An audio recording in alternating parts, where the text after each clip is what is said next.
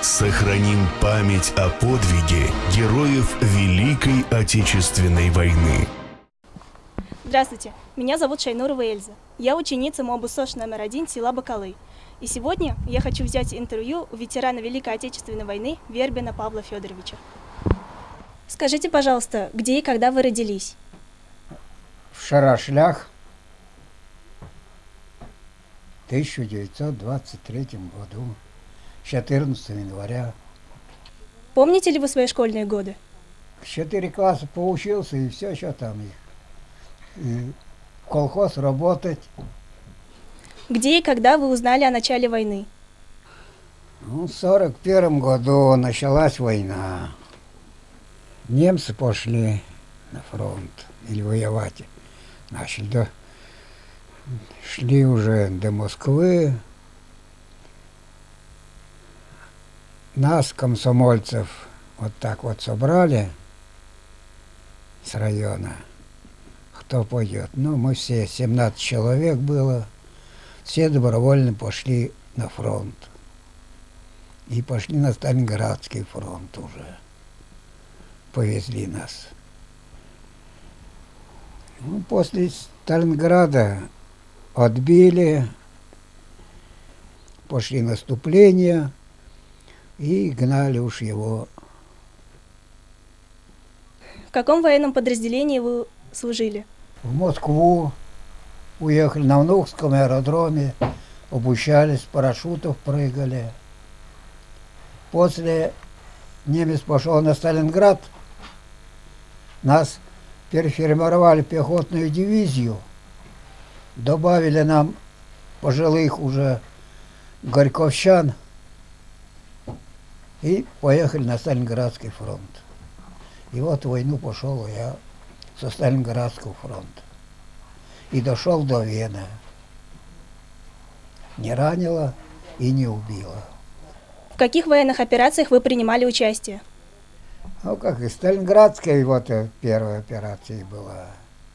Корщевщенская группировка была. Вот. Ну, а потом в Вене последние бои были сильные.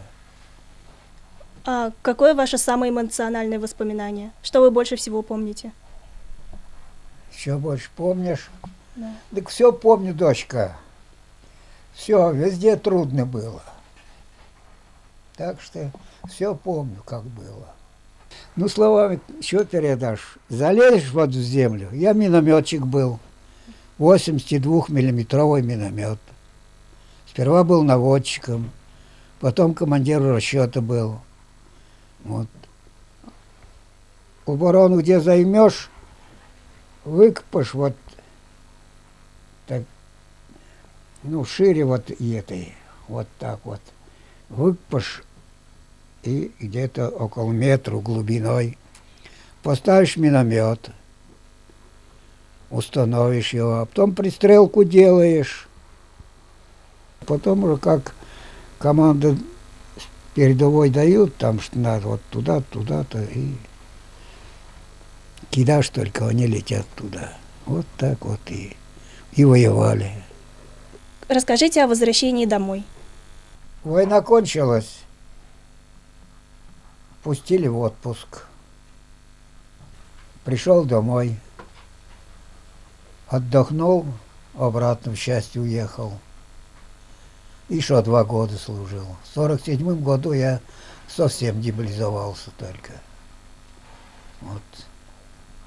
И после 1947 года все в колхозе работал. Расскажите, как сложилась ваша дальнейшая судьба после войны?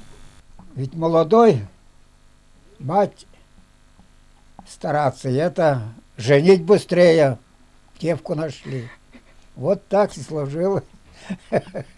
Поженились, да и потом свой домик срубили, небольшой вот. Ну, как сказать, он как кухня. Вот такой первый дом у меня был. Там в Шарашлях. А это уж я сам вот этот строил здесь. Срубил и все сам выделывал. И рамы, и... В общем, всю обделку это все своими руками сделал. Какие советы вы бы дали молодому поколению?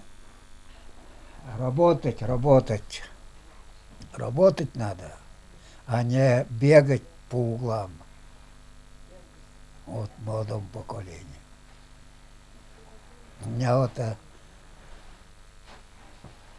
сколько их? 5 осталось. Все они работают. Вот. Работать надо. Уважаемый Павел Федорович, спасибо вам большое за такую интересную беседу. Мы желаем вам огромного здоровья, счастья, долгих лет жизни. Спасибо вам. Сохраним память о подвиге героев Великой Отечественной войны.